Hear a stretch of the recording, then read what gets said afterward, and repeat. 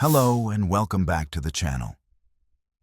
Today, we delve into one of the most audacious acts of defiance in criminal history. A jailbreak so expensive and elaborate, it proved that, for some, the prison walls are just another obstacle to be bought or literally dug through. This is the story of Joaquín Archibaldo Guzmán Loera, known globally as El Chapo, and his most infamous breakout from the highest security prison in Mexico. The year is 2015. After 14 years on the run following his first prison escape, El Chapo was rearrested in 2014, an achievement the Mexican government loudly proclaimed as a victory in the war on drugs. He was subsequently placed in Altiplano Federal Maximum Security Prison in Almoloya de Juarez, State of Mexico. Altiplano was engineered to be unbreakable.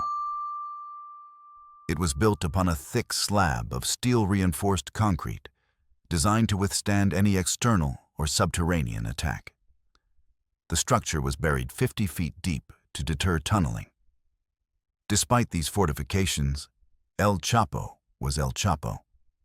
He was housed in cell number 20, a small, heavily fortified space. Every inch of that cell, save for a small, high-walled alcove intended for the shower and toilet, was under 24-hour video surveillance. The authorities believed this single blind spot was a necessary concession to inmate privacy. El Chapo knew it was his only chance. From the moment he was imprisoned, El Chapo's vast network, the Sinaloa cartel, began plotting his escape. They utilized his longtime lawyer, Oscar Lopez, and his wife, Emma Coronel Aispuro, to transmit encrypted messages and instructions to the outside. The message was simple: find a way in. The first step was corruption. Money, flowing in torrents, began to compromise prison staff. Guards, administrative officials, and mid-level security chiefs were bribed with sums that guaranteed their silence, their compliance, and their willingness to look the other way for months on end. This widespread corruption guaranteed the outside world's operation would not be discovered by chance. The most extraordinary part of the plan was the tunnel itself. El Chapo's cartel hired a team of expert mining engineers and construction specialists. They acquired a small, nondescript piece of land located approximately 1.5 kilometers, 1 mile, from the prison perimeter, ostensibly for a simple, half-built farmhouse structure. From inside this property, the professionals began to dig. Knowing the prison sat deep on bedrock, they had to calculate the exact coordinates to breach the floor of El Chapo's specific cell, cell number 20, and penetrate the thick concrete slab. This required meticulous intelligence gathered from bribed prison personnel, who provided blueprints and internal data on the prison's structural weaknesses. The construction of the tunnel took months, likely over a year. It was a feat of high-level engineering. The tunnel wasn't just a crude hole. It was a sophisticated subterranean highway, approximately 5.5 feet high, tall enough for Guzmán to stand in, and up to 3 feet wide. It was brilliantly lit with continuous electric lighting powered by remote generators, and crucially, it had a professionally installed PVC ventilation system running its entire length to pump fresh air to the digging crews. To manage the enormous volume of excavated earth, literally tons of dirt, the team had a revolutionary solution. They installed railroad tracks inside the tunnel. On these rails sat a customized, stripped-down motorcycle with 2 cars attached, used to haul away the dirt and supplies discreetly.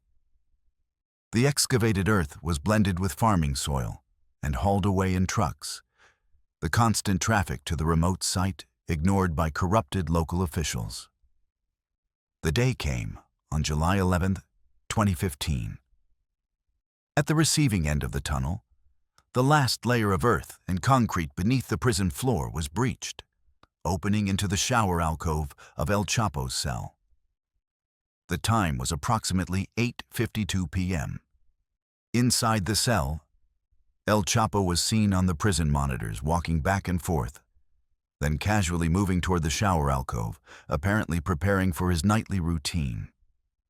He was seen briefly bending down, and then he vanished.